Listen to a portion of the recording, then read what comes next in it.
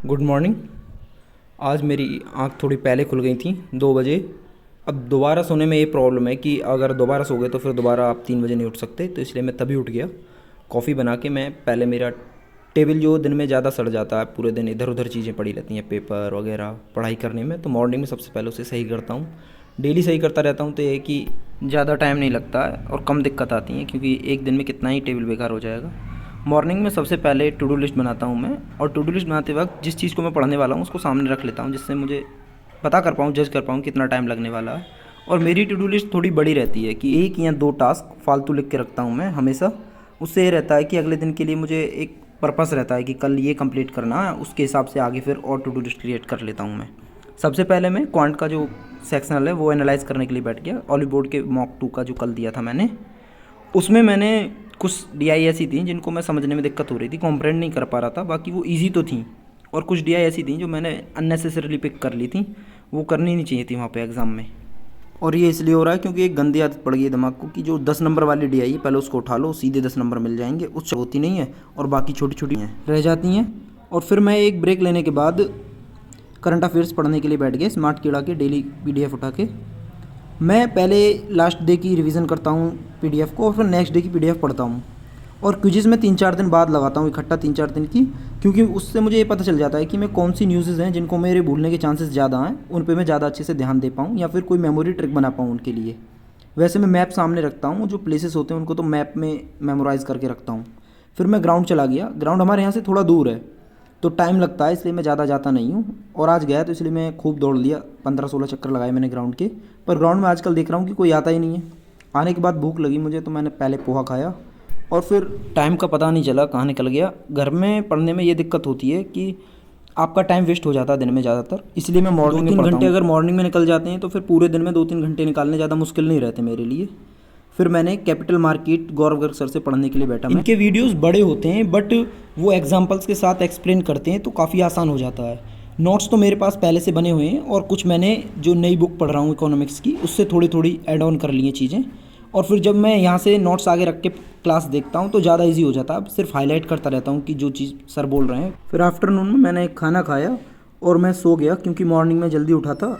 तो उसके बाद वैसे भी पढ़ाई अच्छे से हो नहीं पाती, क्योंकि अगर नींद पूरी नहीं होगी तो पढ़ाई कैसे होगी। फिर मैं उठने के बाद इंग्लिश पढ़ने के लिए बैठ गया। इंग्लिश में मैं चीज़ों को नए तरीके से पढ़ रहा हूँ, क्योंकि जो ये बुक है VRC for CAT by Arun Sharma, इसलिए मेरे मार्क्स ज़्यादा फ्लक्चुएट हो रहे हैं, क्योंकि मैं क्वेश्चंस पे ज़्यादा टाइम दे रहा हूँ। और जो क्वेश्चंस मेरे स्ट्रॉन्ग नहीं है उनको मैं वहाँ सॉल्व कर रहा हूँ, तो उनमें भी काफ़ी टाइम निकल जा रहा है मेरा, क्योंकि मैंने उनकी प्रैक्टिस नहीं की है। मैं सिर्फ RC, पैराजम्बल और क्लोज टेस्ट की प्रैक्टिस कर रहा हूँ अभी करंट में।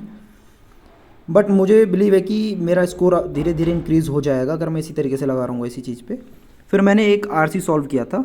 ये RC है, आप चाहें तो इसे पॉज करके खुद रीड कर सकते हैं। और इसमें जो क्वेश्चंस दे रखे हैं इनके ऑप्शंस आप देखना बहुत ज़्यादा सिमिलर हैं। कई बार तो 5 ऑप्शन में कोई डिफरेंस नज़र आता ही नहीं है कि कोई डिफरेंस हो। बस ऐसा लगता है कि किसी में बस कम इन्फॉर्मेशन दे रखी है, किसी में ज़्यादा इन्फॉर्मेशन दे रखी है।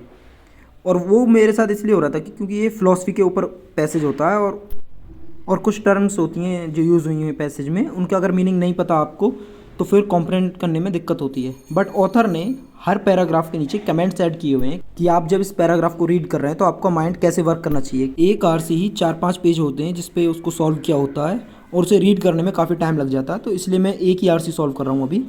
जैसे ही सॉल्व RC ख़त्म हो जाएंगे तो 2 या 3 RC एक दिन में सॉल्व करने स्टार्ट करूँगा। उसके बाद मैंने पैराजम्बल्स सॉल्व किए।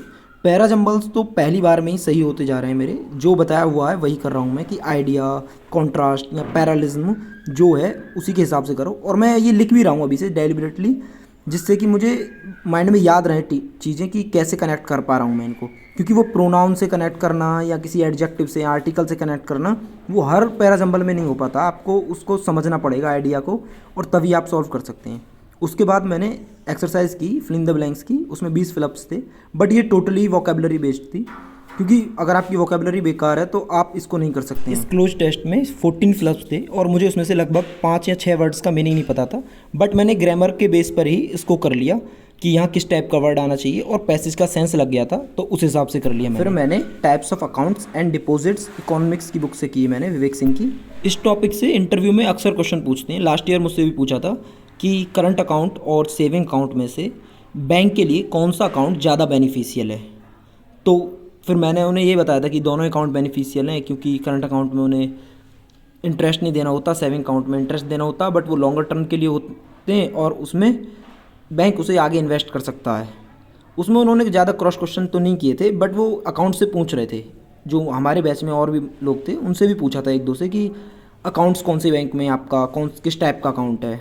तो ये हॉट टॉपिक्स होते हैं, तो पहले ये कवर करने हैं मेरे को एक दो दिन में, बैंकिंग से रिलेटेड जो भी टॉपिक्स हैं। मैं हर चीज़ के नोट्स अच्छे से इसलिए बना रहा हूँ क्योंकि आगे IBPS PO का इंटरव्यू देना है और फिर SBI PO का इंटरव्यू देना है, तो उनमें ये काम आएंगी चीज़ें। सबसे ज़्यादा प्रॉब्लम होती है नॉन रेसिडेंट्स कौन कौन से अकाउंट्स खोल सकते हैं और किस करेंसी में खोल रहे हैं, उसको क्या बोलेंगे।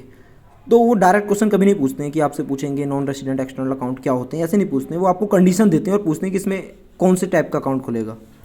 फिर सोने का टाइम तो हो गया था, बट करंट अफेयर्स मेरी बहुत पीछे चल रही हैं। जब RRB के टाइम पे तो मैंने काफ़ी अच्छे से कवर कर ली थी, और जो मोस्ट इंपॉर्टेंट मंथ्स हैं IBPS PO मेंस के लिए वो खासकर पीछे चल रहे हैं, सितंबर, अक्टूबर और अगस्त भी मेरा भी रिवाइज नहीं हुआ है, एक ही बार पढ़ा। करंट अफेयर्स का क्या है कि आप अगर एक दिन में याद करने की कोशिश करेंगे कि मुझे याद हो जाए आज ही, तो वो होते नहीं है। आपको बार बार रिपीट करने पड़ेंगे, डेली रिवाइज करने पड़ेंगे, तब याद होते हैं। तो मैं क्या करता हूँ, पहले पुराना एक बार रिवाइज कर लेता हूँ। जितना ज़्यादा बार रिवाइज हो जाता है वो उतना ही जल्दी रिवाइज होता आगे से। फिर अगली क्लास करने के लिए बैठता हूँ। मैंने एक क्लास की और उसके नोट्स प्रिपेयर किए। फिर मेरी टू डू लिस्ट से सिर्फ दो ही चीज़ें रह गई थी। एक तो इंग्लिश का कल वाले मॉक का एनालिसिस, जो कि मैंने थोड़ा सा ओवरव्यू तो ले लिया था कि कहाँ गलतियाँ हो रही हैं, क्या चीज़ें, और बस क्वेश्चन सॉल्व करने थे, आगे का रीड करना था। और ऐसे राइटिंग और लेटर, ये भी अच्छे से एक बार स्टार्ट नहीं किए। एक बार हो जाएंगे तो फिर फ्लो बन जाएगा, फिर होने लगेंगे ये। मैं कितना ही भी सुबह उठूँ, मॉर्निंग और इवनिंग में ही मेरी पढ़ाई हो पाती है। Thank you for watching.